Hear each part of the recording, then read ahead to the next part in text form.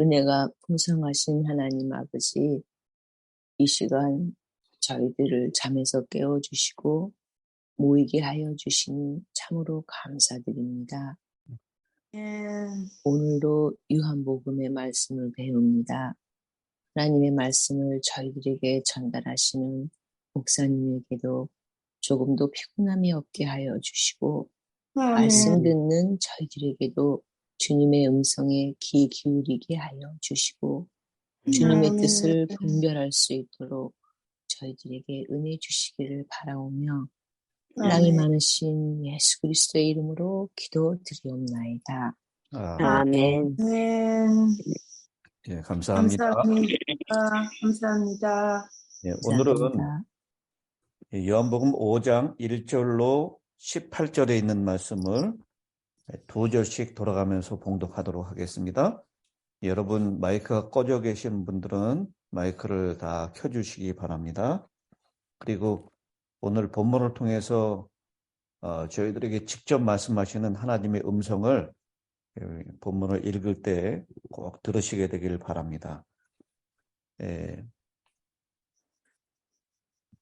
마이크를 켜주시고요. 제가 1절, 2절부터 읽도록 하겠습니다.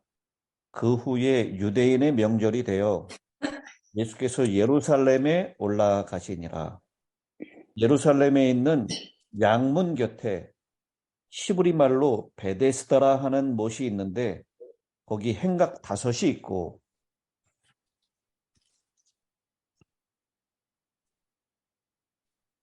그 안에 많은 병자, 맹인, 다리 저는 사람, 혈기 마른 사람들이 누워 물의 움직임을 기다리. 이는 천사가 가끔 못에 내려와 물을 움직이게 하는데 움직인 후에 먼저 들어가는 자는 어떤 병에 걸렸든지 낫게 되니라. 아멘.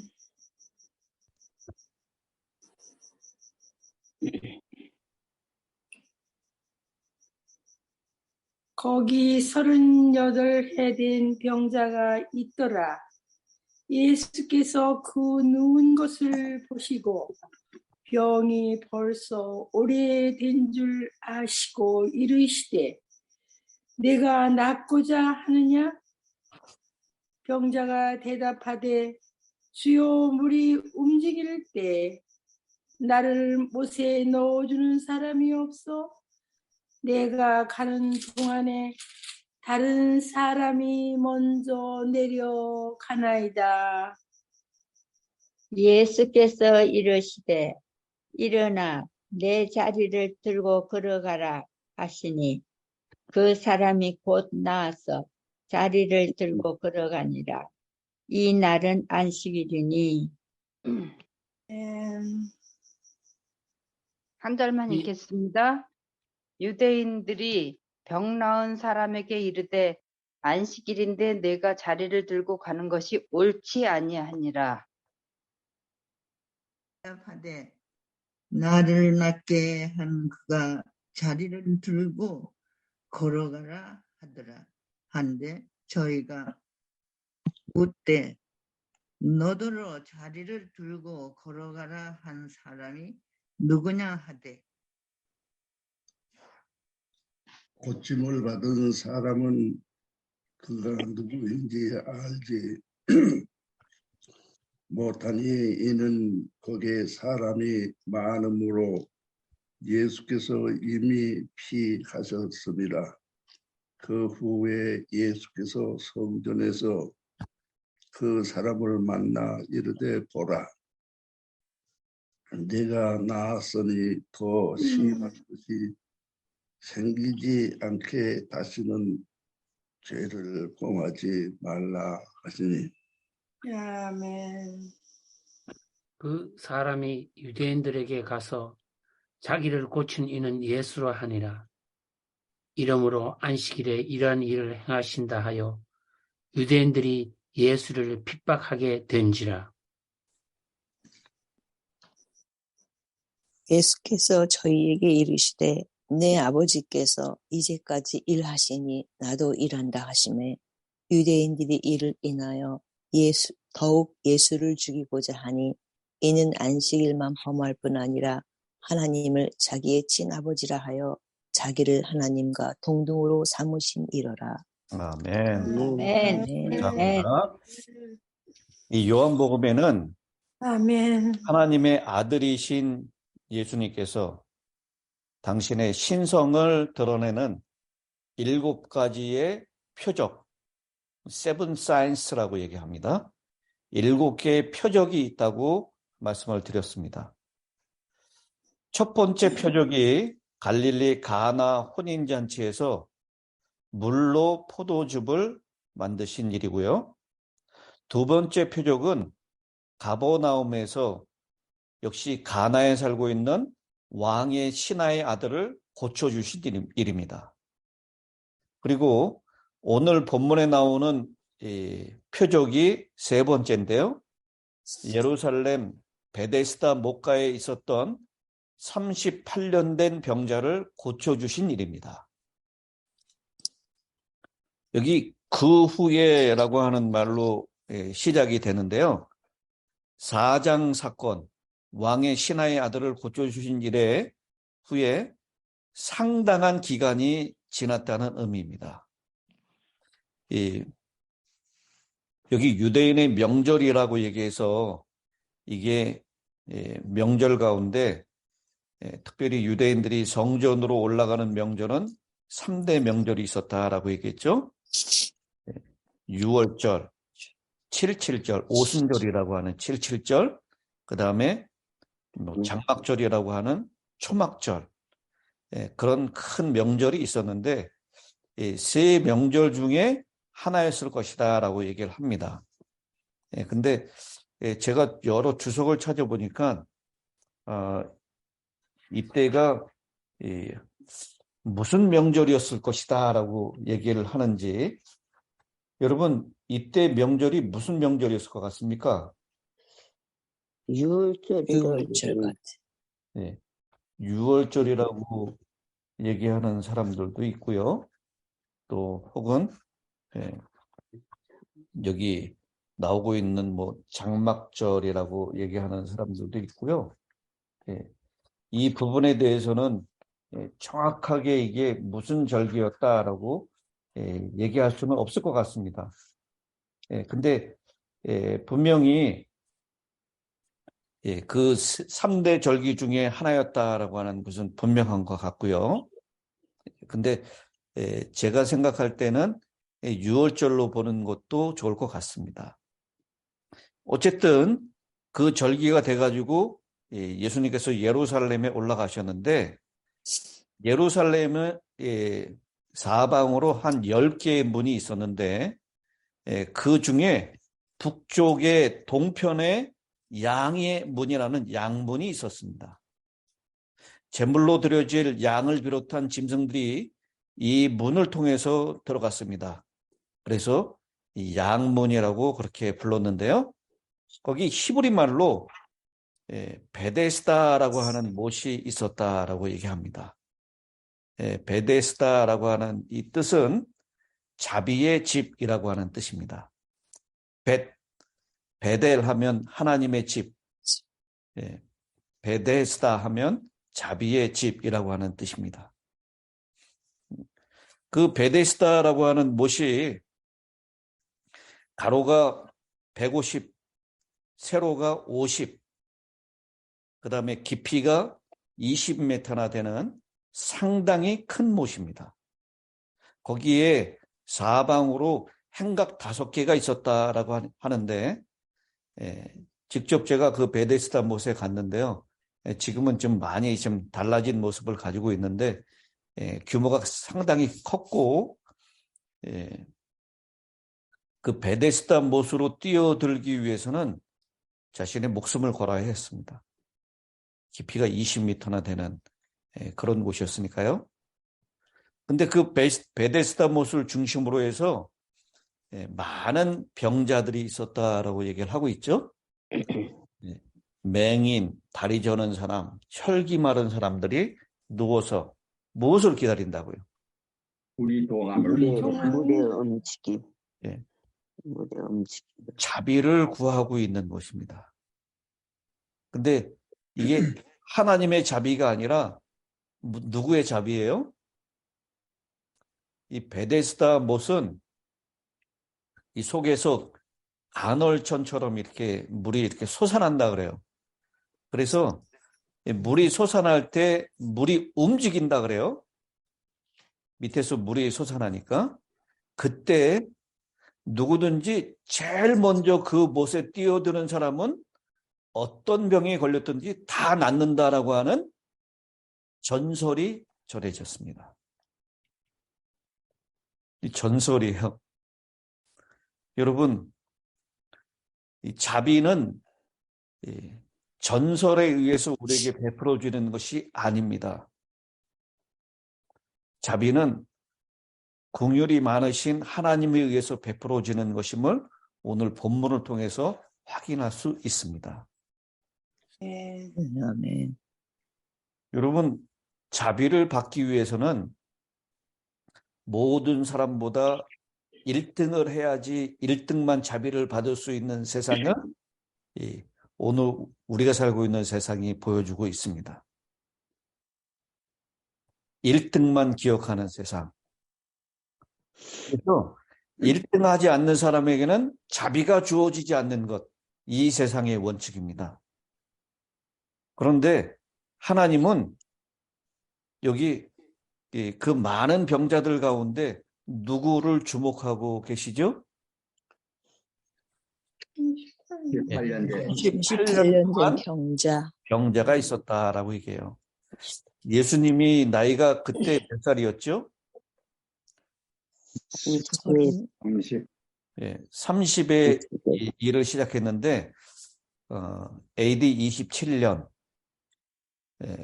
첫 번째 유월절이 우리 그 3장에서 2장이죠.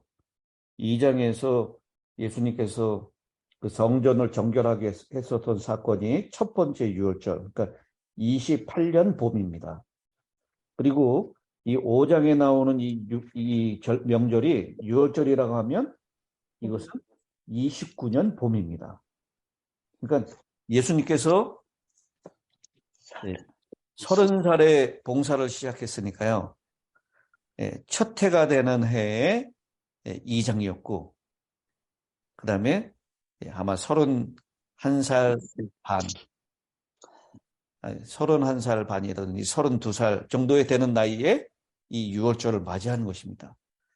이 38년 병자였다라는 것은 예수님보다도 훨씬 더 이 병을 앓았던 횟수가 더 긴 사람을 얘기합니다.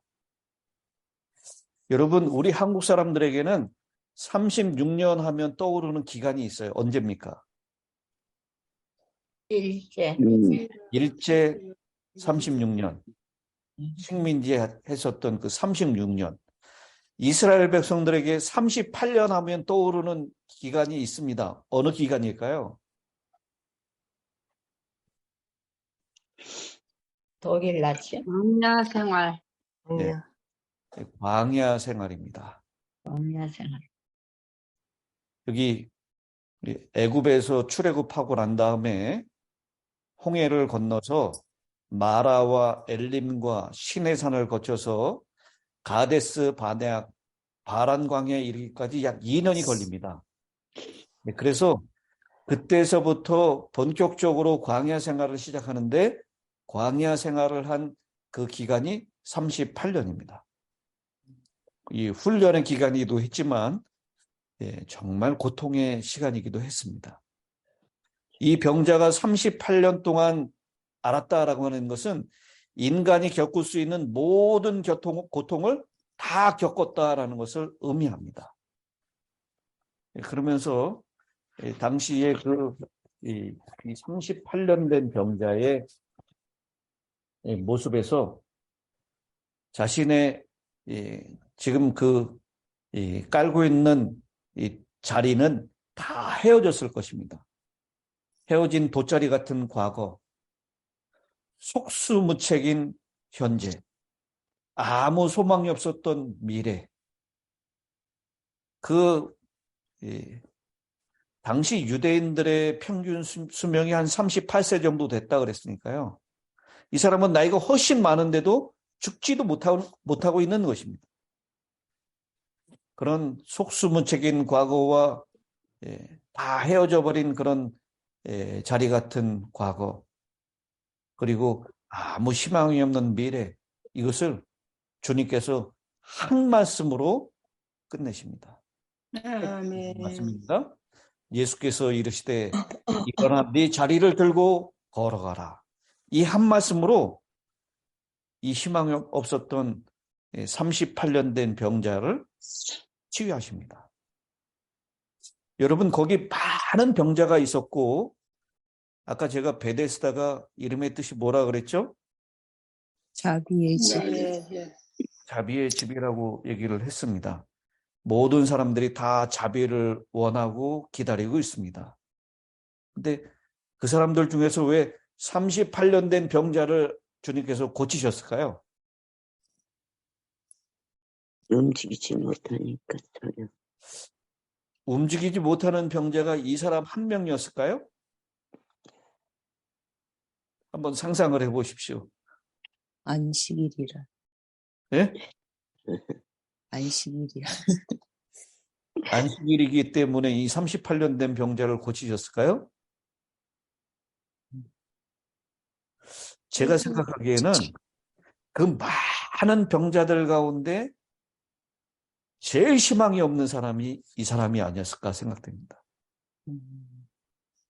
제일 고통 가운데 있고 아무런 희망이 없는 사람이었어요. 이 맹인들, 보지 못하는 사람은 물이 움직인다 그러면 막 뛰어갈 수도 있잖아요. 소리 듣고.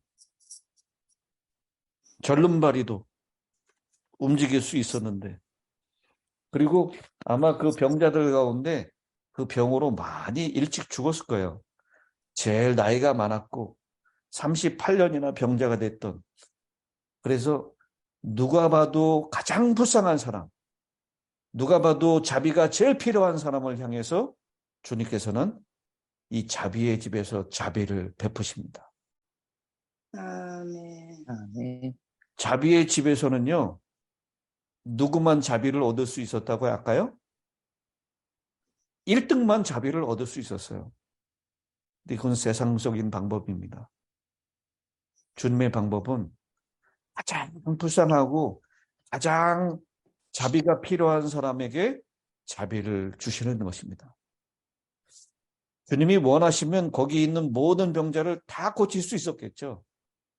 그런데 주님께서는 이 자비를 베푸실 뿐만 아니라 한 가지를 더 말씀하시죠.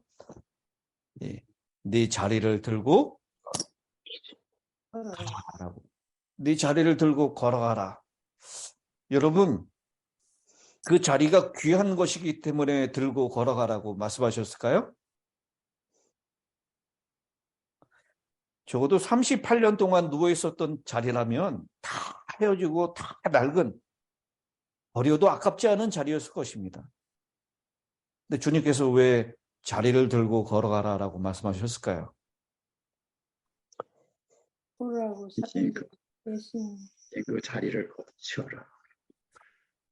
자리를 들고 걸어가라라고 하는 명령에는 그 다음에 놀라운 논쟁이 일어나는 것을 주님은 이미 내다보신 것입니다. 그날이 무슨 날이었다고요? 안식일이었습니다. 유대인들이 병 나은 사람에게 이르되, 여러분, 여기 유대인이라고 요한복음에 표현되는 사람들은 전부 다 예수님에게 호전적인 사람들입니다. 예수님을 잘 반응하고 예수님께 믿음을 표현하고 예수님을 지지하는 사람들을 유대인이라고 표현하지 않았어요. 요한복음에 나오는 유대인 하면 전부 다 예수님과 적대적인 관계에 있는 사람이다라고 생각하면 됩니다. 여러분, 병자가 38년 동안 누워있다가 일어났으면 어떻게 물어보는 게 정상입니까? 당신 어떻게 낫냐고, 누가 당신을 고쳤냐고, 이게 정상 아닙니까? 근데 이 사람들이 물어보는 말을 보십시오. 병 나은 사람에게 이르되 안식일인데 네가 자리를 들고 가는 것이 옳지 아니하니라. 너에게 자리를 들고 걸어가라는 사람이 누구냐?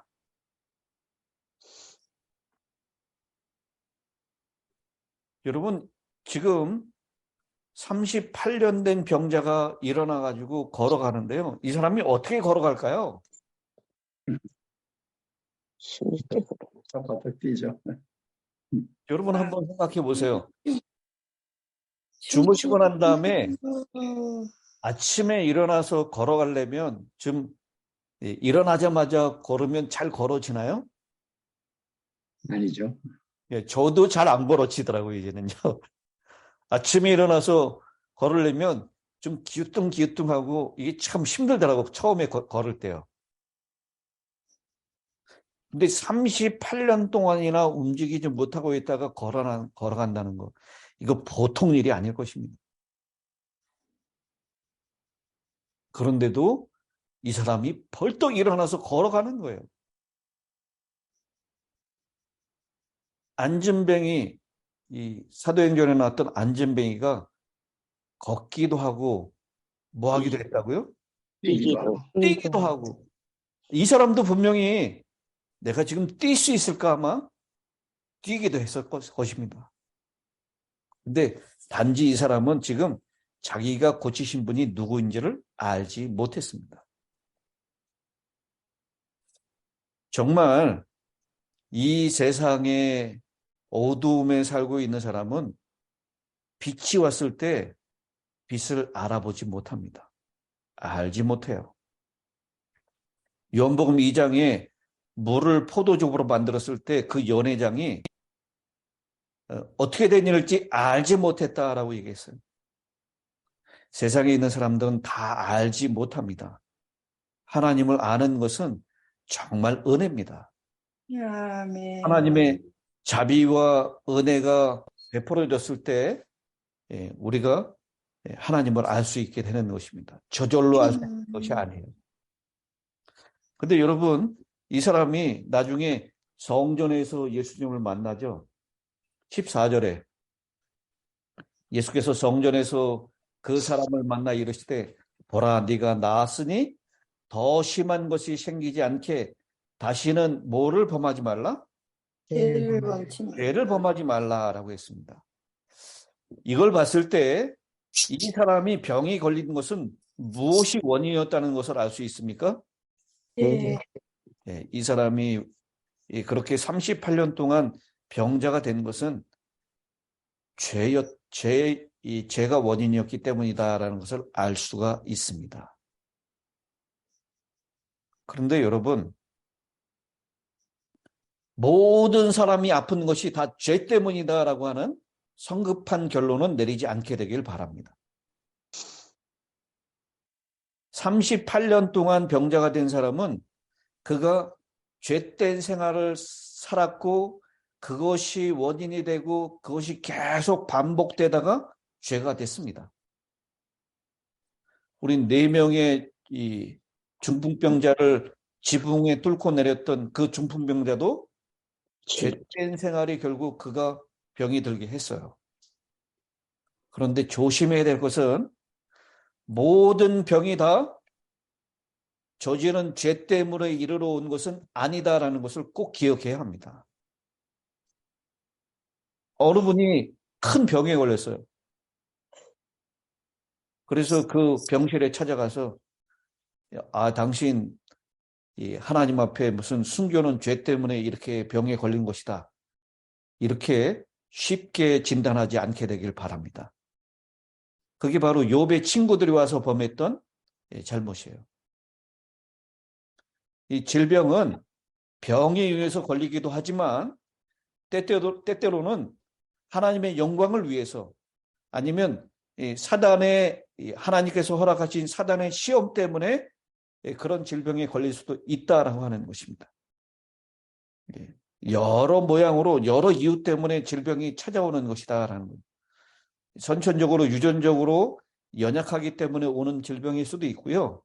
또 바이러스로 인해서 환경에 의해서 우리 요새 전염병 걸리는 것, 재해가 있어서 전염병에 걸린다라고 그렇게 생각하면 안 됩니다. 면역력이 약해지기 때문에 걸릴 수도 있는 것입니다. 그래서요, 분명히 이 38년 된 병자의 원인은 죄 때문이었다라는 것을 우리가 14절에서 알 수 있습니다. 그래서 네가 나았으니 더 심한 것이 생기지 않게 다시는 죄를 범하지 말라라고 주님께서 경고를 주십니다. 그러니까 이 사람이, 이 유대인들이 예수님을 아주 적대적으로 생각하고 있다라는 것을 몰랐었던 것 같아요. 15절에 보니까 그 사람이 유대인들에게 가서 자기를 고친 이는 예수라 하니라, 그렇게 얘기를 하죠. 그래서 16절에 보니 그러므로 안식일에 이러한 일을 행하신다 하여 유대인들이 예수를 박해하게 된지라. 여기 유대인들은 예수님을 박해하기 시작한다라고 얘기하는데요. 두 가지 이유 때문이다라고 얘기를 하고 있어요. 첫 번째 이유는 안식일에 병자를 고친 것, 그리고 안식일에 자리를 들고 들어가게 한 것 때문에 그렇게 했다라고 얘기를 하고 있습니다.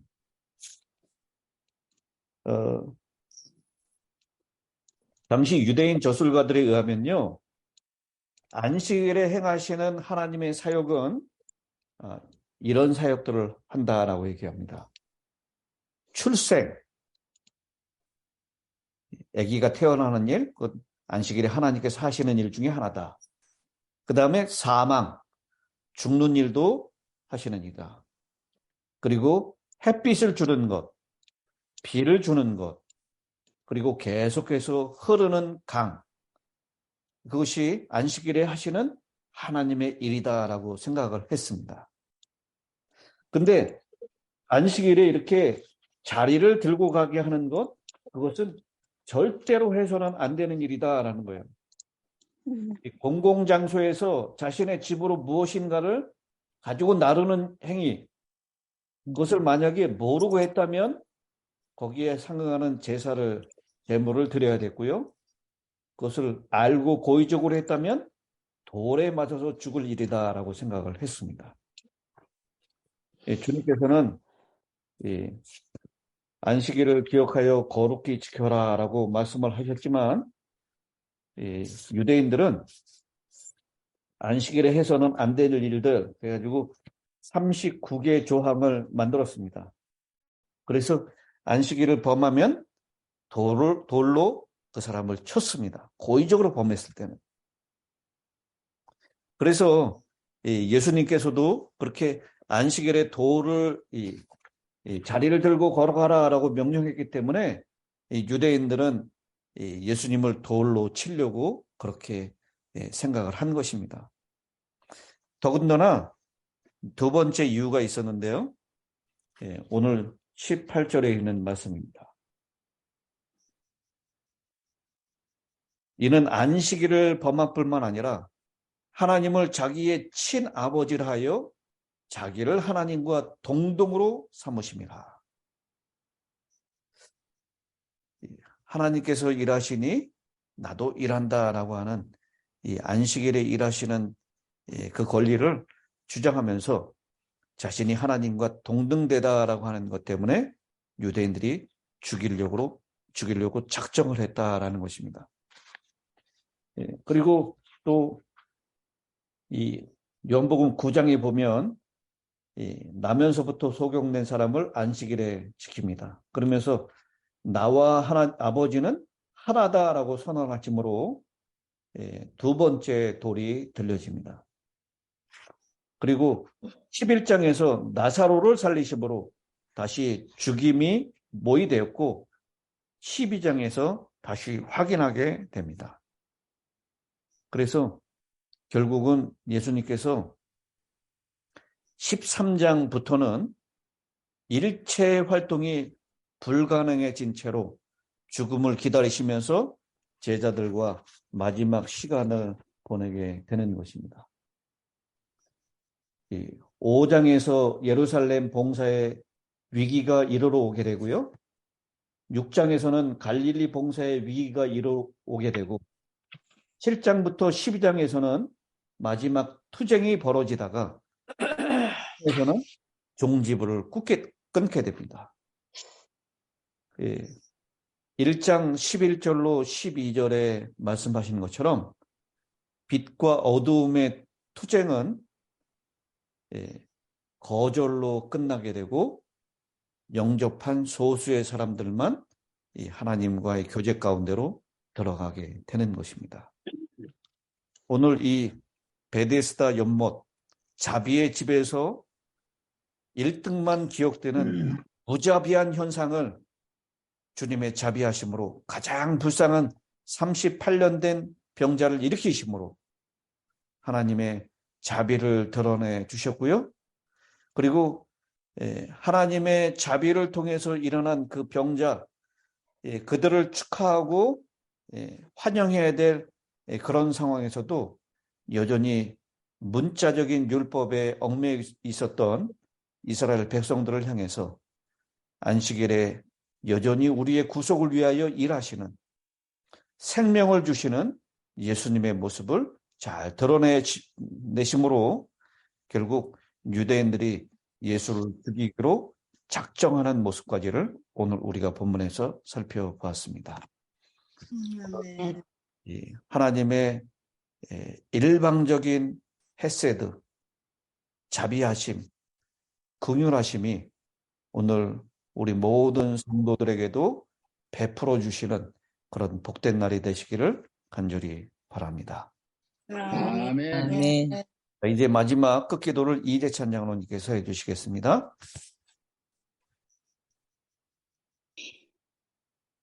사랑이 많으신 하늘에 계신 하나님 아버지, 지난 밤을 잘 잡아주시고 말씀을 또 들을 수 있게 도와주셨사오니 감사합니다. 아멘. 오늘 말씀 가운데 주님께서는 전능하시고 가능하지 않은 것이 아무것도 없습니다. 아멘. 저희 인간을 창조하시고 저희 인간이 행복되게 살기 위해 계획하셨을 뿐은 저희 인간의 어리석음과 미련함으로 인해서 저희가 하늘나라의 법칙을 어기며 주님의 자비로운 사랑을 깨닫지 못하고 곁길로 가는 길도 있습니다. 주님 불쌍히 여겨주시고 저희를 깨워 주시고 아멘. 무엇이 주님의 참된 자비의 길인 것을 저희가 생각하며 38년 동안이나 앓고 있던 환자를 낫게 하신 것은 창조의 능력입니다. 그 창조의 능력 많으신 하늘에 계신 하나님, 또 저희를 극진히 사랑하시는 하늘에 계신 하나님, 저희의 잘못된 것을 다 잘 인도하시고 용서하시며 이 생활에 혹 옳지 않은 생활들은 다 주님께서 고쳐 주시옵기를 비나이다. 아멘. 교우들 가운데 여행하는 분들 계시고 또 몸이 약한 분들도 계십니다. 다 주님 고쳐 주시옵소서. 아멘. 아멘. 인간이 생각하는 길로 가지 아니하고 그래서 저희에게 지시하시는 길로 가서 우리가 인간이 볼 때 가능하지 않은 모든 것도 이룰 수 있는 능력을 저희가 맛볼 수 있게 도와주시옵소서. 아멘. 또 이날 생애를 주님께서 저희와 같이 하셔서 이날 생애가 승리의 생애, 주님의 말씀을 따라 영광의 길로 걸어가는 생애, 주님 재림하실 때 주님을 만날 준비를 하는 생애가 되었기를 예수 그리스도 이름으로 기도드리나이다. 아멘. 아멘.